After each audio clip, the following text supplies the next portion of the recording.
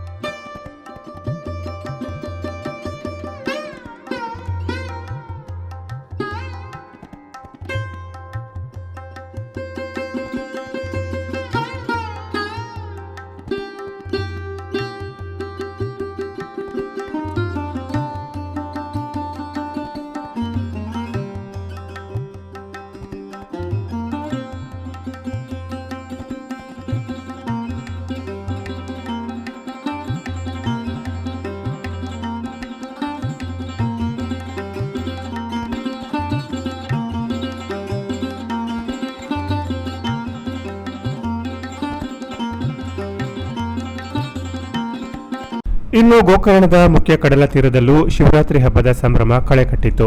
ಕಡಲ ತೀರದಲ್ಲಿ ಮರಳಿನ ಶಿವಲಿಂಗ ನಿರ್ಮಿಸಿ ಪೂಜೆ ಪುನಸ್ಕಾರ ನೆರವೇರಿಸಲಾಯಿತು. ವಿವಿಧ ಧಾರ್ಮಿಕ ವಿಧಿವಿಧಾನಗಳ ಮೂಲಕ ಪೂಜೆ ಸಲ್ಲಿಸಿದ ಭಕ್ತರು ಸಮುದ್ರ ಸ್ನಾನ ಮಾಡಿ ಸಂಭ್ರಮಿಸಿದರು.